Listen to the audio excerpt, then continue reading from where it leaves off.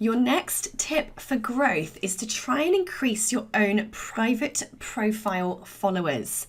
Now, this is interesting because yes, we need to have a business page. Yes, we need to have a personal brand page on Facebook. These are all ways that you obviously can do Facebook advertising. So if you don't have a page, go and make one. Having these public pages is really important for that. You need to have the exposure. It's a way to be found on search engines outside of Facebook, as well as obviously to run ads. It's also a great way of finding out a bit more about who your target audience are through Facebook audience insights.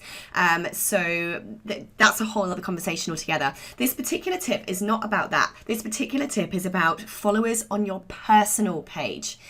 Now, before I go into this, let's address the number one thing is, but I don't want people to follow my personal profile. Guys, if you want to be a leader of any kind, if you want to be an influencer, if you want to be a thought leader, if you want to be a go-to authority in your industry, you're going to have to get used to the fact that there is no such thing as privacy anymore. If you can't handle that fact, then stop doing what you're doing. Don't try and grow and go and get a job and hide under a rock, because I have found, as are many of my other entrepreneurial friends, particularly those that have even more influence and reach that I do as well, is that no matter how many public profiles or pages you have, even if you explicitly tell people, please go and follow my public page, they still want to be friends with you. And this is an interesting fact. People like doing business with humans. People like to be friends with humans.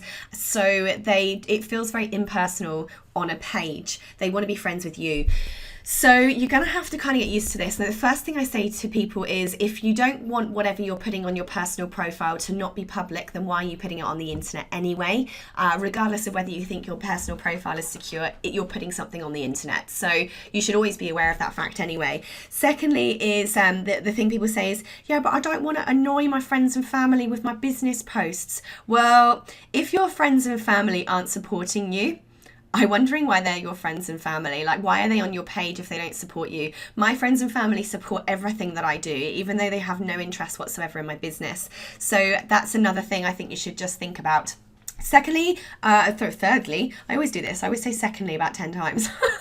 The next thing you need to be aware of is that Facebook is very strict about what business stuff you do on your personal page. So I'm just putting that warning out there. Please be careful what business stuff you put on your personal page. Facebook could shut you down. Go and check the rules out yourself. I'm not the Facebook police. But live streams seem to be fine. And I have found that live streams have significantly increased my following. So let's start from the beginning then. Why do we want people to follow our personal Facebook profile? Well, because when you post something as public, everyone who is following you gets a notification on their phone. Sarah Cordiner is now live. Bing! It acts as free advertising. You are literally getting a bleep to their phones, to their Facebook walls, their feeds, to say that you have posted something.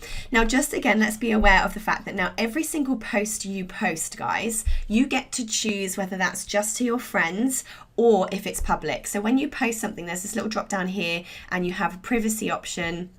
Here it is. Sorry. Here's your privacy option. Do you want it to be public? Do you want it to be just to your friends? Or do you want it to be only to you?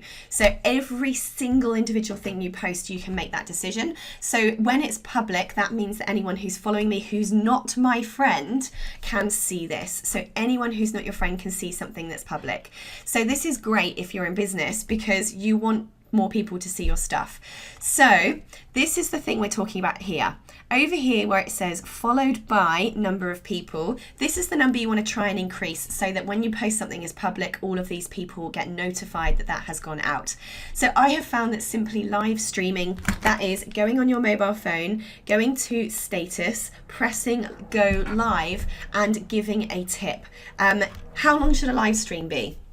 It depends. Basically, if you're talking a load of waffle and you're not giving information, how-to advice, or something that's going to make people really think differently, then it's going to be boring. So some people say that live streams should be quite long because the longer they are, the more people can come in and can view it. Other people say that, and I say, your live stream should only be as long as you're giving value for.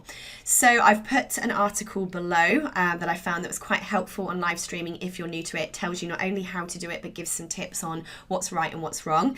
But this is the number I want you to write down in your figures tracking sheet, and every week I want you to produce at least one live stream video, pop that out onto your Facebook personal profile and see if this number grows. Also start posting some public things. Again, be careful about the rules of Facebook, what you can and can't. You can't be treating your personal profile as a business page. Get the balance right. And yeah, watch that number go up. So good luck, off you go.